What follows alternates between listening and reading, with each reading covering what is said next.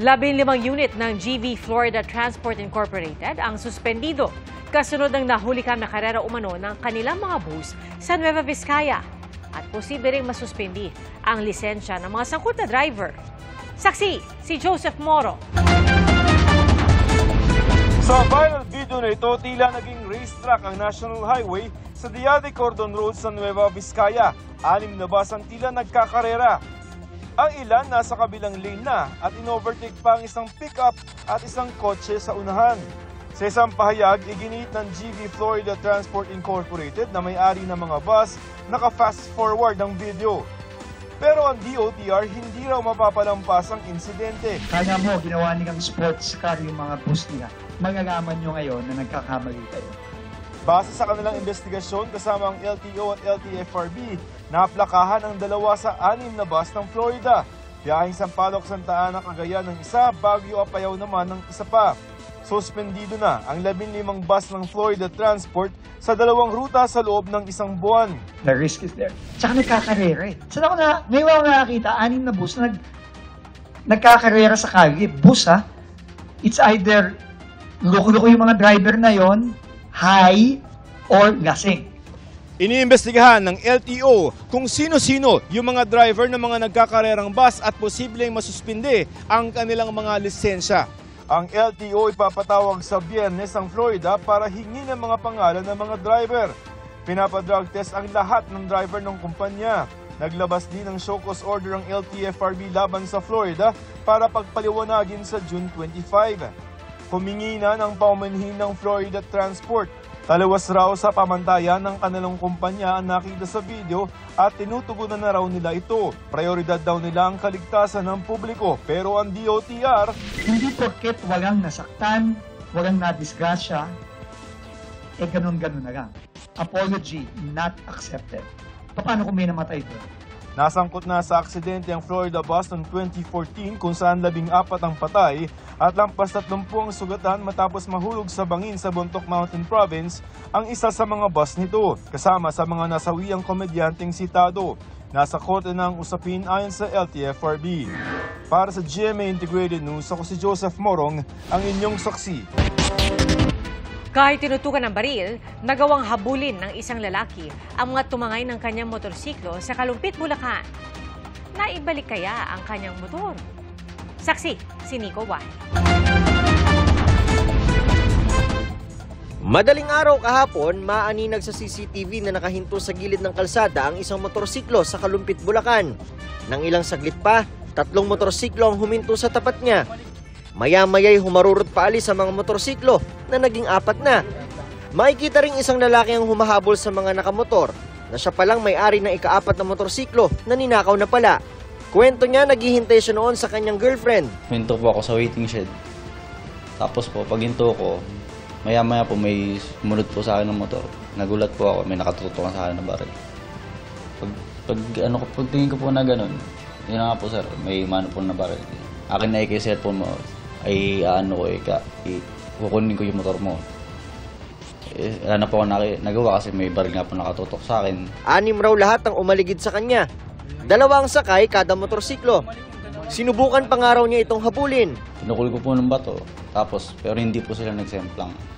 Pero natamaan? Natamaan po sa balikat lang. Okay. Buti na lang at may GPS ang kanyang motorsiklo na siyang ginamit ng mga pulis para matunton ito. Sa barangay Santa Cruz sa Quezon City, napadpad ang motorsiklo. Sa isang bahay lang siya, hindi siya bahay at actually ng mekaniko. Isang bahay, tapos doon din yung mekaniko na para magkalas ng motor. Dito na raw itinuro ang 2 sa 6 na suspect. Kinumpirma rin ng biktima ng isa sa mga nahuli ay ang nanutok sa kanya ng baril at kumuha ng kanyang motor. Naka-hoodie lang po sila, kitang-kita po yung mukha nila. Kaya po nung nandun sa pintahan po namin din, nakilala ko na po agad sila. Kaya na po talaga, positive na po. Ito yung mismong motor na ninakaw doon sa biktima at natagpuan ito sa Quezon City pa mula sa pinagnakawan dito sa Kalumpit, Bulacan. At ayon sa mga otoridad, pagkakita nila ng motor ay nabago na agad yung ilang parte nito gaya ng brake lever at yung kanyang upuan. Pero nang tignan ng may-ari, ang chassis number ay parehong-pareho ito dun sa chassis number na nasa kanyang ORCR. At yung kanyang dating upuan ay nalipat na sa ibang motor. Dito sa motor na to nilagay yung kanyang upuan. At ayon sa mga otoridad, iyan ang modus ng mga suspect. Pagpapalit-palitin yung mga parte ng mga motor para maibenta nila at hindi makilala ng mga mismong may-ari. Yung per unit, binibenta po nila ng mga 40,000. Pagpapalit-palitin lang para hindi makilala ng mga owner. Yung mga pagkakilanlan, plaka, tsaka yung mga sidings. Pero halos buo yung motor na binibenta nila. Karaniwan online nila dinidil. Todo tanggi naman ang dalawang naarestong suspect na 18 anyos at 23 anyos. Wala pong katotohanan lahat na pong pagbintangan lang din po kami. Alam na rin daw ng Kalumpit Pulis ang pagkakakilanlan ng 4 pa nilang kasama. Sasampahan sila ng reklamong carnapping at robbery. Para sa GMA Integrated News, Nico Wahe, ang inyong saksi. Perjury, bribery at plunder. Ilan po yan sa mga inirekomenda ng komite at pinagtibay na ng Kamara na isa pang reklamo laban kay Vice President Sara Duterte. Kaugnay po yan ang issue ng mali umanong paggamit ng confidential funds ng Office of the Vice President at ng Department of Education. Saksi, si Tina Panganiban Perez. Pinagtibay ng Kamara ang rekomendasyon ng House Committee on Good Government and Public Accountability para sa pagsasampa ng mga reklamo laban kay Vice President Sara Duterte kaugnay sa umano'y maling paggamit ng confidential funds ng Office of the Vice President at Department of Education noong 2022 at 2023. 500 million pesos ang confidential funds ng OVP habang 112.5 million naman ang sa DepEd. Kasama sa mga inirekomendang isampa laban sa bise ang technical malversation, perjury, bribery at plunder. This is the only and first Vice President to request excessive amount of confidential funds in comparison with the past Vice President. Ang rekomendasyon base sa mga isinagawang pagdinig ng komite na inisnab naman daw ng mga ipinatawag na opisyal. It stemmed from the refusal to answer key questions, officials from OVP and DepEd, which claim no knowledge of the actual usage of the confidential fund. Secondly, the unjustifiable attendance. Vice President Sara skipped multiple hearings labeling them as political theater and issued travel orders to invited officials as excuse for their inattendance to the committee's hearing. Binanggit ni Chua ang mga kadudadudang pangalang nakapirma sa mga acknowledgement receipt ng confidential funds. The misuse of confidential funds, the submission of spurious and questionable acknowledgement receipts were established, dubious or fabricated with fictitious, repeated names, similar handwriting, and predated and antedated acknowledgement receipt. We received a certification from the PSA claiming that no such name exists. Wala rin daw sa mandato ng bise ang gumamit ng confidential funds. Inirekomenda rin ng komite ang pagsasampa ng mga criminal, civil, at administrative charges para sa technical malversation, falsification, use of falsified documents, perjury, bribery, corruption of public officers, plunder, betrayal of public trust, at culpable violation of the Constitution laban sa iba pang opisyal ng OVP at DepEd. Sinusubukan pa namin kunin ang panig ni Vice President Sara Duterte. Para sa GMA Integrated News, ako si Tina Panganiban Perez, ang inyong saksi. Ngayong ilang araw na lang ang 19th Congress, isa sa mga inaabangan ay kung magkakasundo ang Senado at Kamara sa panukalang dagdag sahod. Ang ilang kongresista bukas na i-adopt na lang ang bersyon ng Senado na 100 pisong dagdag sahod. Saksi si Jonathan Andal. Kahapon pa raw na transmit ng Kamara sa Senado ang House Bill 11376 para sa 200 pisong aumento sa arawang sahod ng minimum wage workers. Naipasa na rin daw ng Kamara ang mga pangalan ng mga magiging kinatawan ng Kamara sa Bicameral Conference Committee para pag-isahin ang bersyon ng Kamara at bersyon ng Senado na 100 pisong wage hike naman ang isinusulong. May listahan na rin ng Senado kung sino ang mga senador na magiging bahagi ng BICAM. Kanina, pumunta ng Senado ang 3 sa mga kongresistang may akda ng 200 peso legislated wage hike at BICAM conferees para pakinggan ang pag-anunsyo ng mga pangalan ng mga senador na magiging counterpart nila sa BICAM. Nirirespeto natin naman kung ano yung magiging pagdedebate at magiging nag-uusap ng dalawang pulong tungkol sa magiging final na version para sa measure na ito.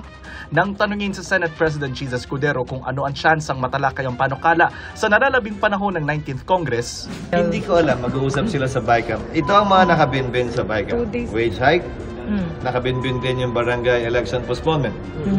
Nakabinbin din yung fiscal autonomy at right of way. isa pang paraan para maipasa ang panukala ay kung ia-adapt ng Senado o ng Kamara ang bersyon ng kabilang kapulungan.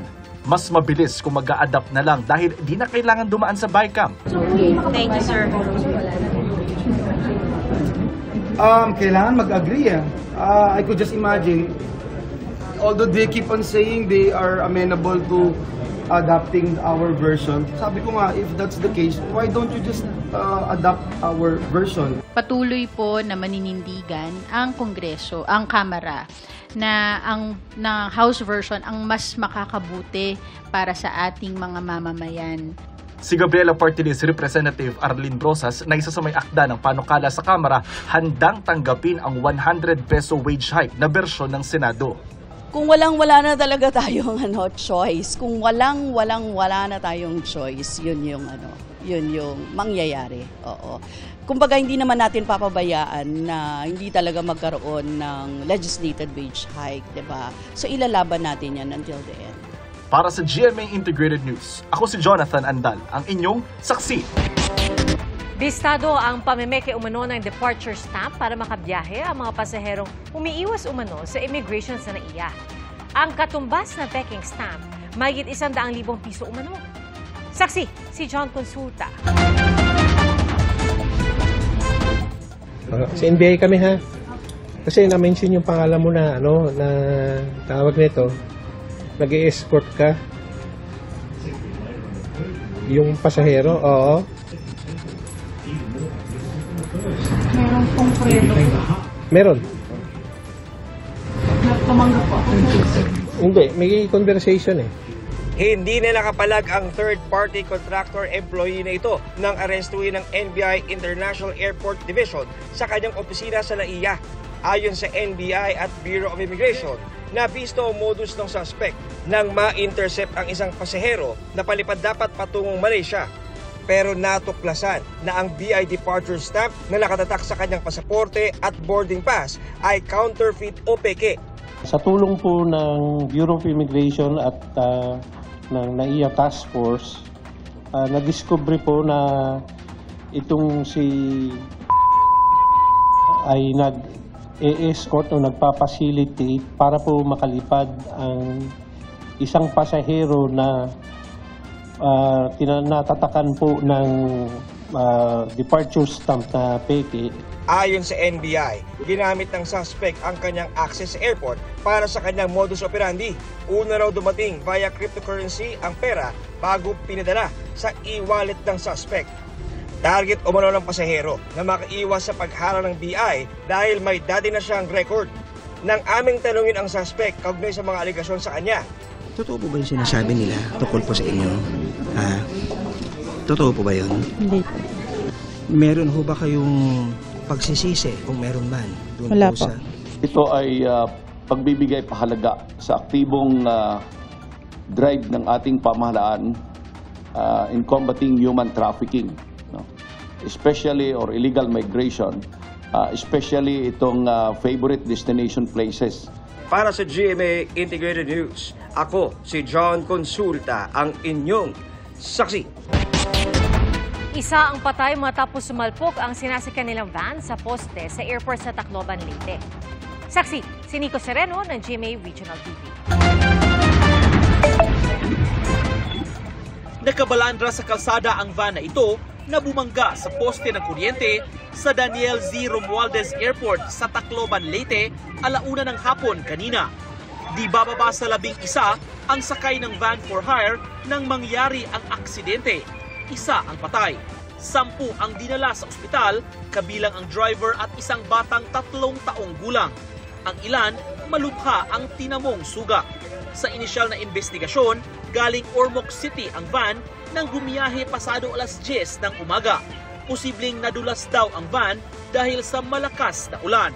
Pero kanina yung oras ng pagka-aksidente dito sa Tacloban, malakas yung ulan.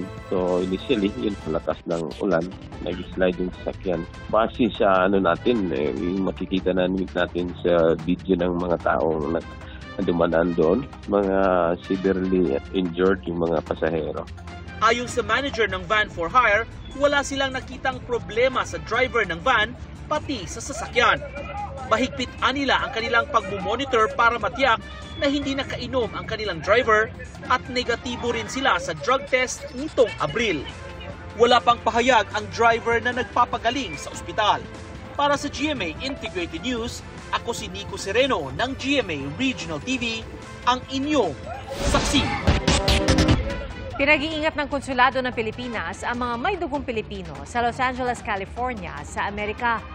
Bunsod po ito ng mga protesta roon kontra sa pag-aresto sa umano'y illegal immigrants na nauwi sa karahasan.